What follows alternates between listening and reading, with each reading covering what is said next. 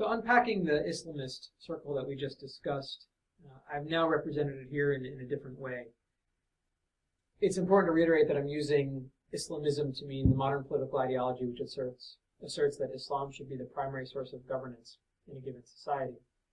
My use of the term does not imply a certain interpretation of Islam, or even the degree to which Islam informs governance.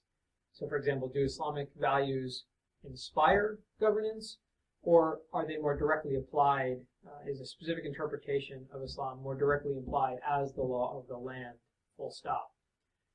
So understand that Islamism is a fairly big term in the manner in which I'm using it, and so many different kinds of politically oriented groups will fall underneath it, from missionary activists to political activists to violent activists.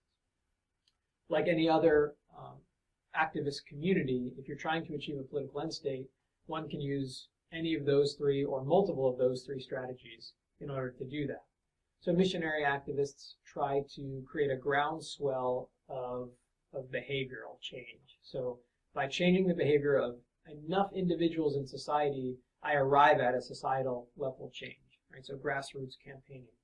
Political activists try to work within the system to create change. So a great example of this is a group like the Muslim Brotherhood, which leverages social services in many countries across the Muslim world in order to win political support, use that political support to gain seats in parliament, or even in the case of Egypt, ultimately the presidency post-Mubarak, and then influence the nature of society from those positions of power.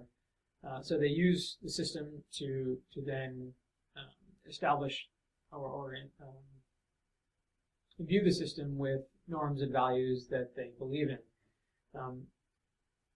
On the other tactic at play, of course, is violent activism. And within this sphere, there are really three kinds of violent activist behavior that we need to understand in order to understand Al-Qaeda and global jihadism. There are local actors who seek to overthrow their own government, which they often refer to as the near enemy. So violent jihadist groups in Egypt in the 1980s and 90s seeking to overthrow first Anwar Sadat and eventually Mubarak. These were local actors. They sought to replace these actors with an Islamist government of their liking.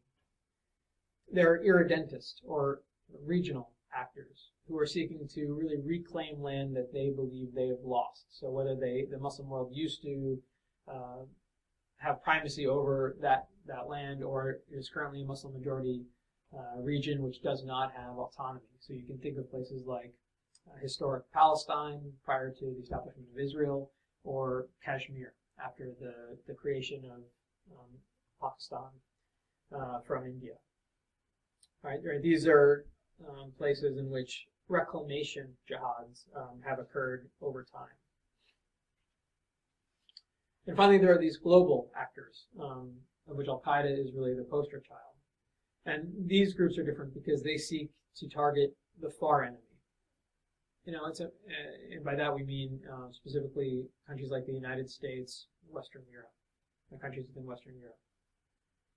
It's important to understand that the various actors in each of these categories have different modalities, right? So they share some semblance of the same end state, but oftentimes compete with each other because they disagree on the means to that end, and even in the details, what that end state really looks like. And so it's really important to understand under what circumstances these groups might collaborate or appear to collaborate with one another, and in what circumstances they're actually competing, which I think happens much more frequently. A global organization like Al-Qaeda is attempting to reorient the violence of existing militant organizations, change their targeting and tactical preferences from near enemy to far enemy targets. They're also seeking to recruit disenfranchised individuals from missionary and political groups and reorient the resources that those groups are mobilizing for their own purposes. Now, this reorientation modality is most obvious in cases where an existing local or regional organization, but in this case I've highlighted the Salafist Group for Preaching in Combat, which was a terrorist organization in Algeria, which sought to overthrow the military regime and replace it with an Islamist regime.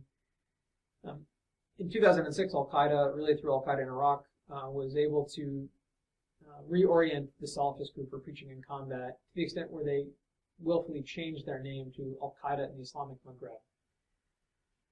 At the same time, they changed their tactic and target preferences from sort of discrete attacks against Algerian government and military targets to less discriminate and in some cases very indiscriminate attacks against embassies, businesses, and tourists, but which involved a lot of civilian casualties. Al-Qaeda's location here in this political landscape makes sense when you think about their strategy. Al-Qaeda is waging an attrition strategy.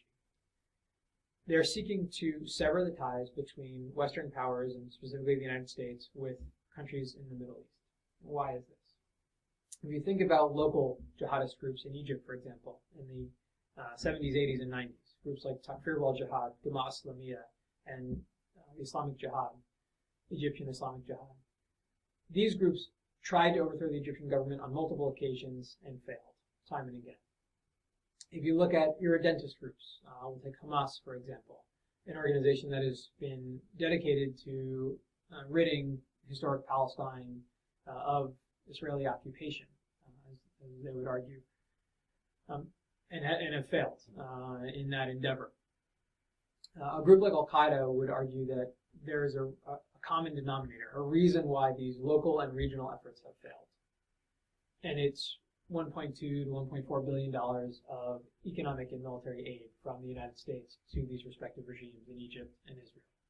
And that until you can sever the tie between the puppet master and the puppet, right, the imperial nation which is exploiting the internal weakness of the Muslim world, to go back to our Ibn Taymiyyah Mongol analogy, the United States being the Mongols in the analogy, until you can sever the ties between this imperial power and the puppet states, you'll never be successful at the local and regional level. But if you're able to attrit in this case, the United States military, political, and economic will to support governments like the government in Egypt, like the government in Israel, by creating enough violence, enough damage, make it so that the American constituency puts pressure on its own government to withdraw support to these places, then your local and your regional efforts can be successful, and you can work your way towards reestablishment of the caliphate.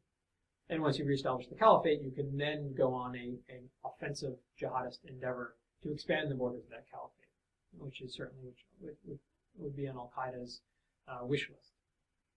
But there's a very pragmatic strategy underpinning it. We sometimes dismiss Al-Qaeda strategy because of the pie in the sky notion of their reestablishment of the caliphate. But the truth is that there's a strategic logic at play, which we've discussed, and which I think is more obvious or somewhat obvious when you see it in this political context.